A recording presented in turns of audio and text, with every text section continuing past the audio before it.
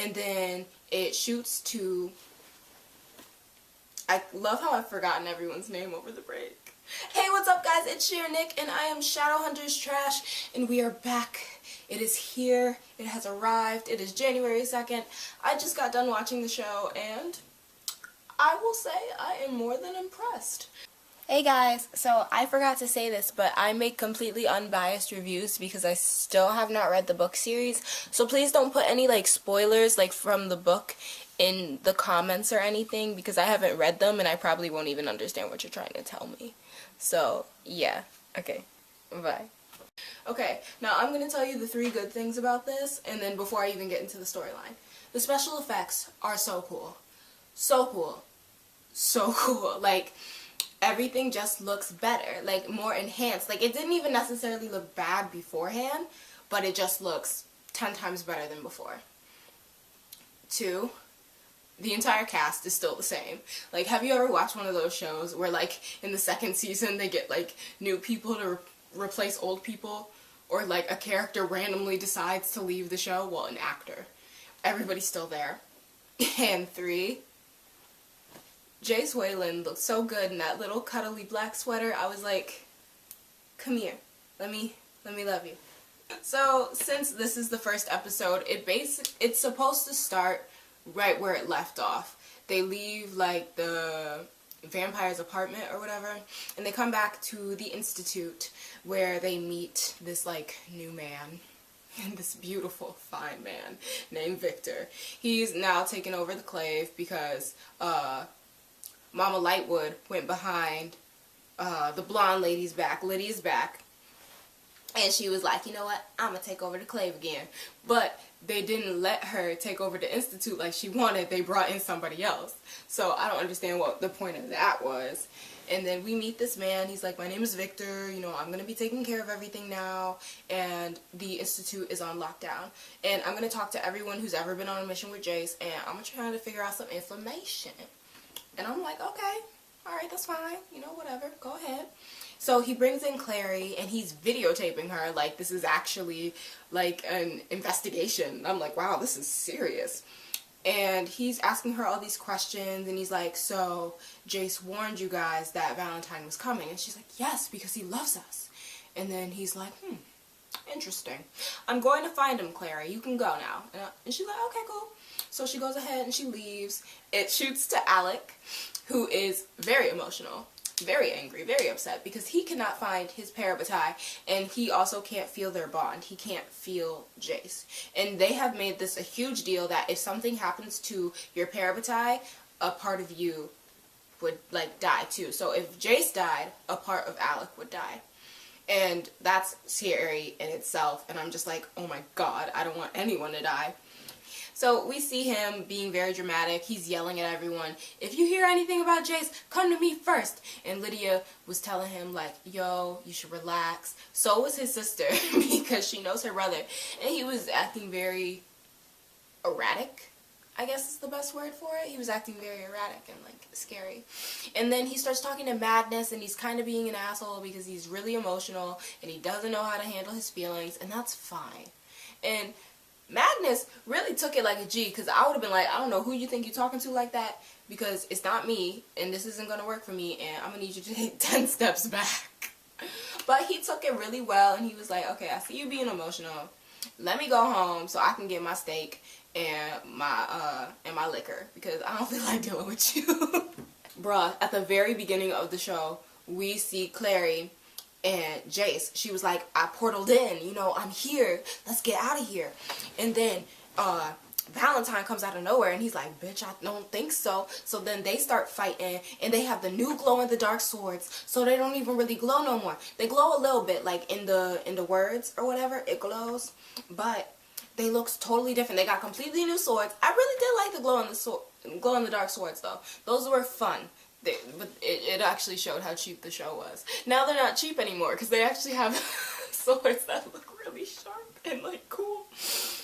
Jace is just fighting Valentine, and then we see Clary just watching like, bitch, ain't you gonna help your mans? Like, I know you think he your brother. I still don't think they brother and sister. That's so cringeworthy. That's disgusting.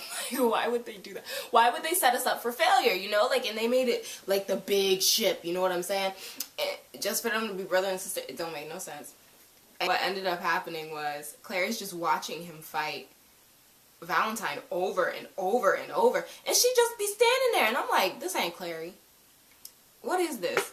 Turns out, it was Valentine the entire time, and he was just testing his son. And then we find out that Valentine also had been using demon blood on him, and then he's like, you're always gonna be like evil and like demon like because I put demon blood in you.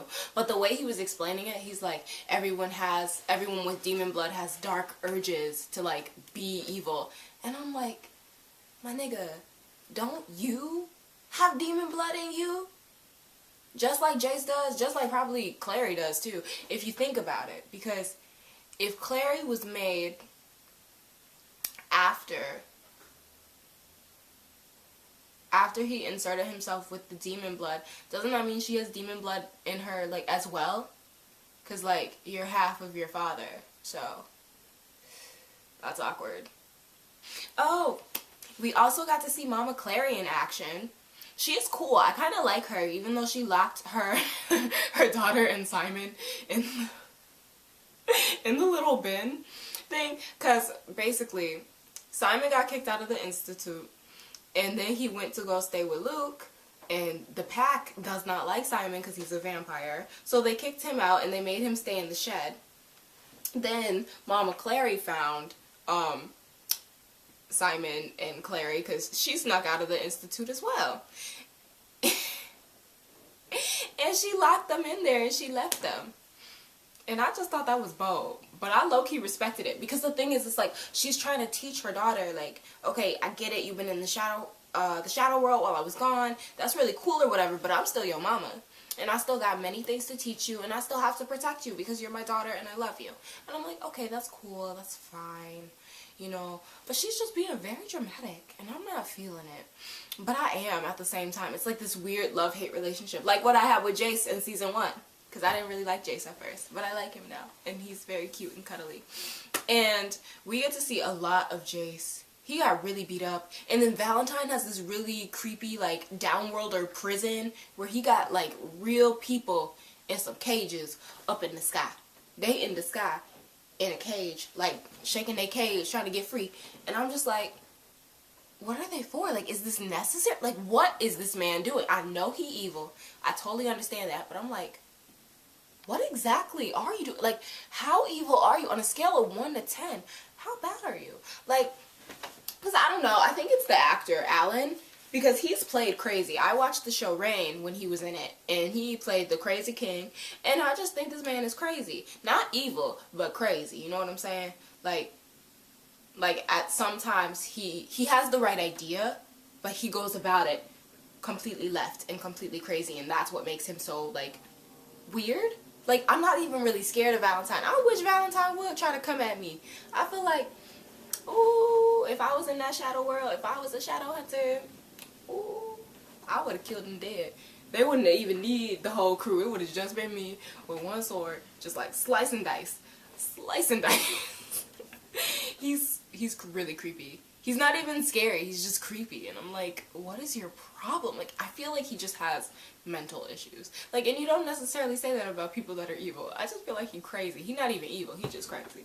And then, I don't know, this episode was great, but like, it was alright. And I wish it would have been like more like action-packed and I could have been more excited. But you know what, overall, I give this episode probably like a 5. It was a 5. And I'm going to go back and I'm going to watch it tomorrow. I'm going to watch it again. But, like, I wasn't satisfied. I'm ready for another episode because I feel disappointed. Anyway, I hope you guys enjoyed this review. Like, comment, subscribe if you want to. Seriously, have some conversations about this episode with me. Because, like, deadass, I was not satisfied. I was kind of bored. And I hate to say that because I really like this show. And I want to be impressed. But I was really bored. I was bored. You know, episode 1 of season 1, ooh, that shit was crazy.